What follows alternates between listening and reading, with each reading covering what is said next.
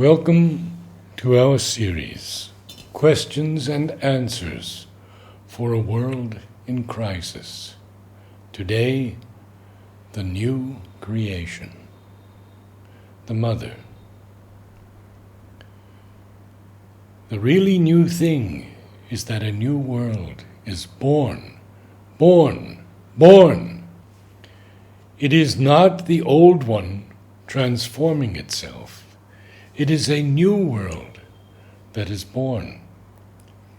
And we are right in the midst of this period of transition, where the two are entangled, where the old still persists, all-powerful, entirely dominating the ordinary consciousness, but where the new one is quietly slipping in, still very modest, unnoticed.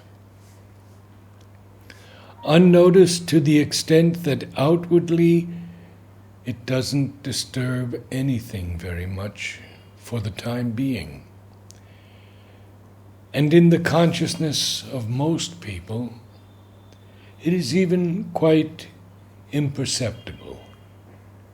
And yet it is working, it is growing, until the time comes when it will be strong enough to assert itself visibly.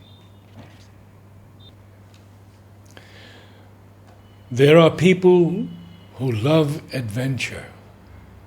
It is these I call, and I tell them this: I invite you to the great adventure.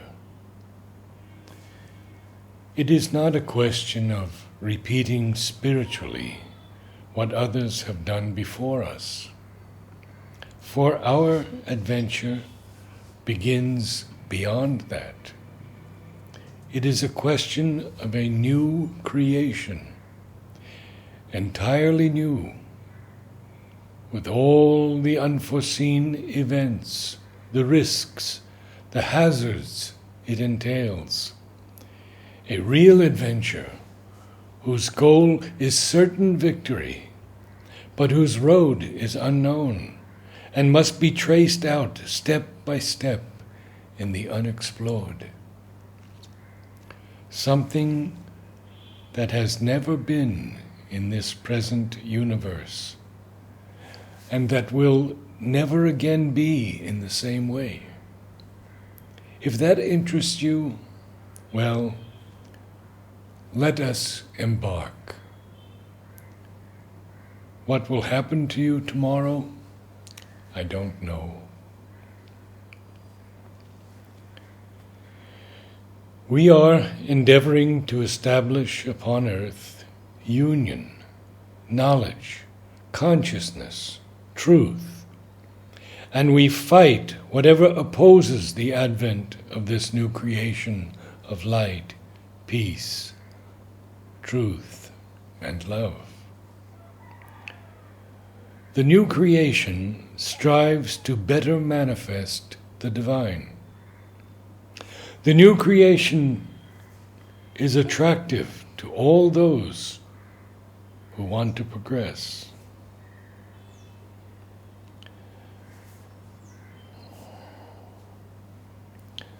Question to Mother.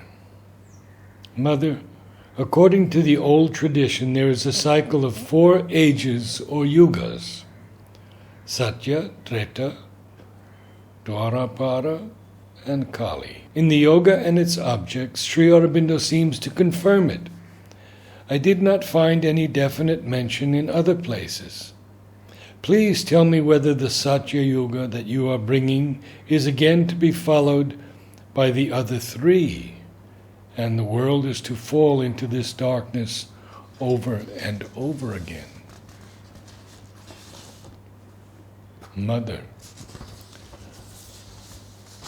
I do not know how they will call what I am bringing. And according to Sri Aurobindo, it will be followed by the new creation and the advent of the supramental. That is all I know. Blessings. For centuries and centuries, humanity has waited for this time. It has come, but it is difficult. I don't simply tell you we are here upon earth to rest and enjoy ourselves. Now is not the time for that. We are here to prepare the way for the new creation.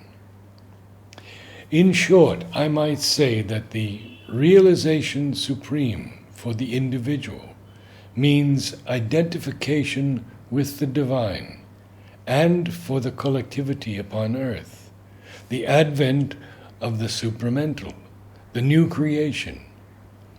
Do not treat this as a dogma, but only as an explanation.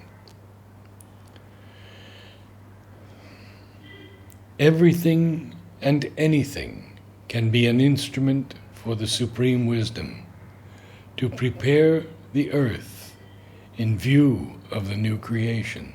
Blessings, 28 November 1967. Again to Mother. Mother, in 1919, Sri Aurobindo wrote that the chaos and calamities were perhaps the pangs of the birth of a new creation. How long are these pangs going to continue? In the ashram, in India, and eventually in the world? Mother. It will continue until the world is ready and willing to receive the new creation. The consciousness of this new creation is already at work upon earth since the beginning of this year. If instead of resisting, the people were collaborating, it would go quicker. But stupidity and ignorance are very obstinate. Love and blessings. 29 September 1969. Sri Aurobindo. The only creation for which there is any place here is the supramental, the bringing of the divine truth down on earth, not only into the mind and vital, but into the body and into matter. A new creation from the old shall rise, a knowledge inarticulate find speech, beauty suppressed burst into paradise bloom, pleasure and pain dive into absolute bliss. A tongueless oracle shall speak at last, the superconscient conscious grow on earth, the eternal's wonders join the dance of time. In the very early 1970s, I traveled to Bangalore with a van filled with seedlings and plants grown from seeds collected by disciples in Southern California, together with me. I met the director of the Lal Bagh, Dr. Mari Gowda, and presented him with these new varieties for India. He was very generous in return and gave me 12 hibiscus recently received from Hawaii. This began an exchange that lasted for more than 10 years. I transplanted the hibiscus in a special soil mix I had prepared, and they flowered soon after transplanting. They were the most magnificent hibiscus blooms I had ever seen.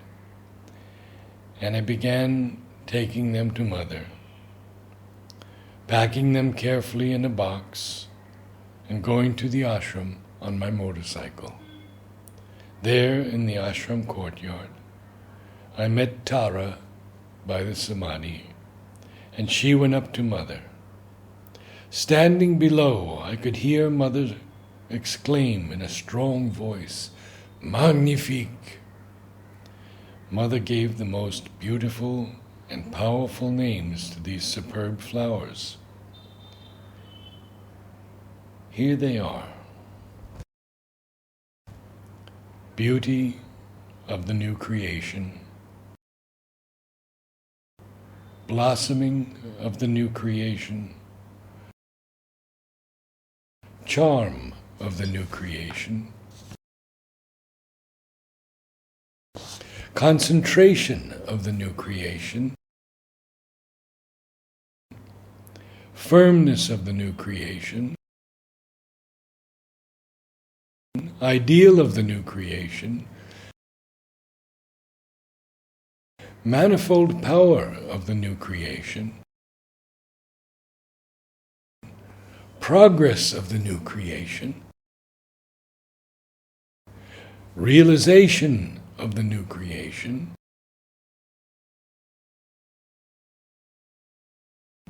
usefulness of the new creation, Godhead and victorious beauty. Of these 12 flowers, Mother originally gave to 10 the name Aurobindo. So beauty of Aurobindo, blossoming of Aurobindo, etc. One day she said to Tara that a wider significance was indicated, so she gave them the name New Creation.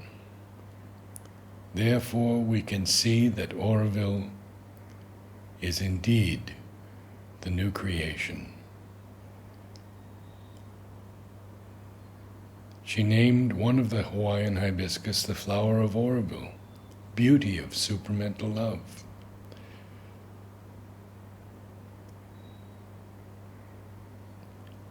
Since those early days when Mother saw additional Hawaiian varieties, she named them Beauty of Tomorrow, Beauty of Tomorrow manifesting the divine, Power in the converted mind, Power of perseverance, Power of progress, Power in service of the future, Power of spiritual beauty, Power of success, and sweetness of the power surrendered to the divine. In addition to the 10 flowers that carry a double significance, there is only one other, which Mother gave 2 names, Miracle and Heir of Aurobindo. Again, we see that the heir of Aurobindo is truly a miracle.